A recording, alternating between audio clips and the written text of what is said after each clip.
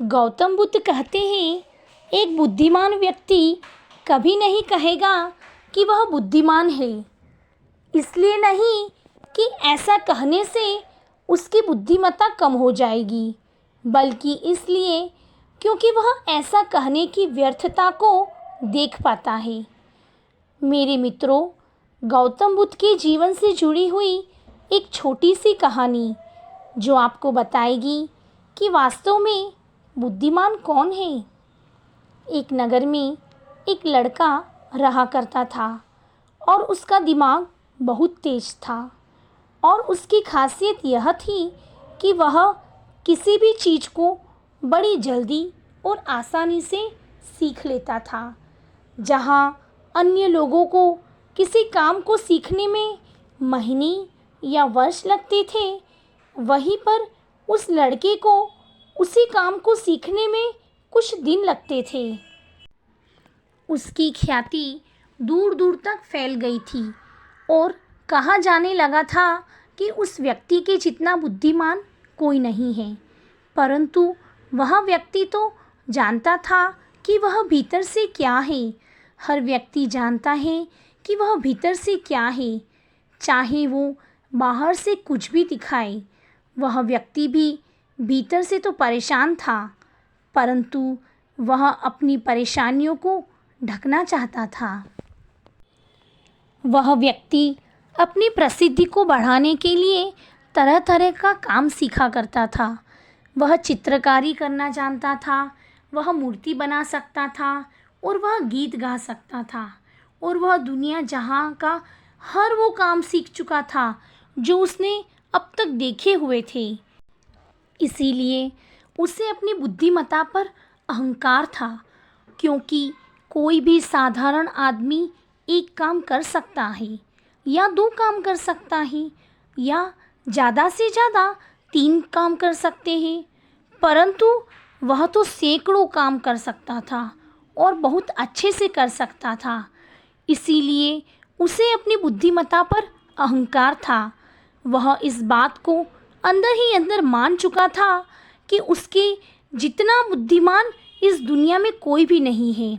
फिर एक दिन उसका सामना गौतम बुद्ध से होता है। उसे पहली बार ऐसा व्यक्ति दिखता है जिससे उसे ईर्ष्या होती है। अब तक उसने ऐसे लोग देखे हुए थे जो उससे ईर्ष्या करते थे, और जहाँ ईर्ष्या होती है वहाँ तुलना का होना निश्चित है। वह व्यक्ति अपनी तुलना गौतम बुद्ध के साथ करना शुरू कर देता है।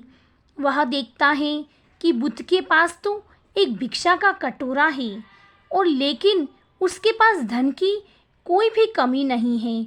बुद्ध के वस्त्र तो साधारण से थे, परंतु उसके वस्त्र बहुत कीमती है। बुद्ध तो जमीन पर नंगे पैर चलते हैं, परंतु वह नंगे पैर नहीं चलता।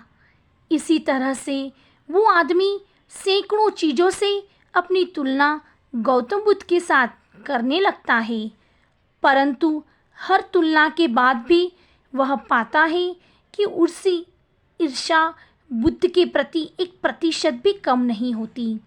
वह व्यक्ति मन ही मन सोचता है कि मैं इस भिक्षु से अपनी तुलना क्यों कर रहा हूँ, जबकि मेरा जीवन इससे 100 गुना बेहतर है।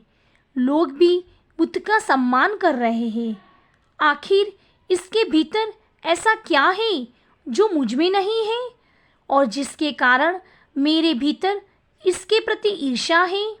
बहुत देर अपने मन में उलझे रहने के बाद वह व्यक्ति तय करता है कि वह बुद्ध के पास जाएगा और उनसे पूछेगा कि उनकी उपलब्धि क्या है।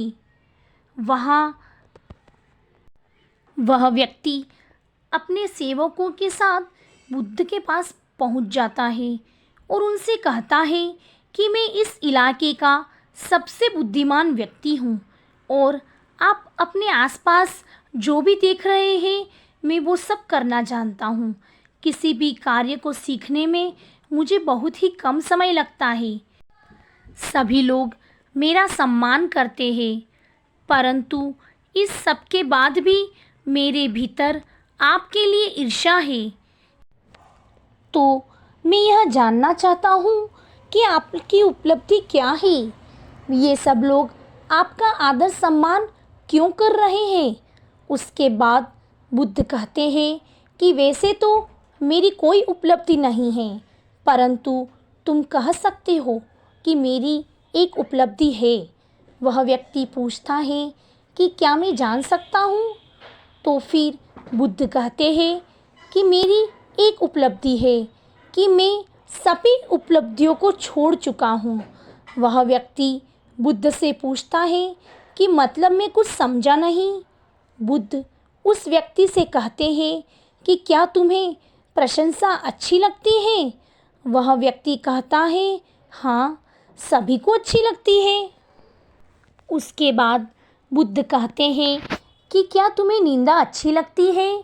तो वह व्यक्ति कहता है कि भला इस दुनिया में कौन है जिसे अपनी निंदा अच्छी लगे। उसके बाद बुद्ध कहते हैं कि जो तुम्हें अच्छा लगता है और जो तुम्हें बुरा लगता है, मैं इन दोनों से भी ऊपर उठ चुका हूँ। ना मुझे निंदा सताती है और ना ही मुझे अपनी प्रशंसा प्रसन्न करती है। बस यही अंतर है तुम में और मुझ में। और उसके बाद वह व्यक्ति बुद्ध से कहता है कि परंतु यह कैसे संभव है। बुद्ध मुस्कुराते हैं और उस व्यक्ति से कहते हैं कि तुमने सैकड़ों काम सीखे, लेकिन एक सबसे ज़रूरी काम को तुम सीखना भूल गए। वह व्यक्ति बुद्ध से पूछता है कि कौन सा काम बुद्ध। बुद्ध कहते हैं कि अपने मन को नियंत्रण करना। क्या तुम्हें आता है। बुद्ध की वह बात सुन वह व्यक्ति समझ जाता है कि ईर्ष्या का यही कारण था। उसके बाद बुद्ध कहते हैं कि जिस व्यक्ति ने सारा जगत को जीत लिया लेकिन अपने मन को नहीं जीता, उसने कुछ भी नहीं जीता। और जिसने अपने मन को जीता परंतु अपना सब कुछ गंवा दिया, फिर भी उसने सब कुछ जीत लिया। गौतम बुद्ध के इन शब्दों को सुन उस व्यक्ति का अहंकार टूट जाता है और वह व्यक्ति बुद्ध से कहता है कि क्या आप मुझे अपने मन को जीतना सिखा सकते हैं। बुद्ध कहते हैं कि अवश्य सिखाएंगे, परंतु मैं तुम्हारी सभी उपलब्धियां छीन लूँगा। फिर उसके बाद वह व्यक्ति बुद्ध से कहता है कि मैं तैयार हूँ। उस दिन से वह व्यक्ति ध्यान करना शुरू कर देता है, क्योंकि ध्यान ही वह तरीका है जिससे आप अपने मन को वश में कर सकते हैं।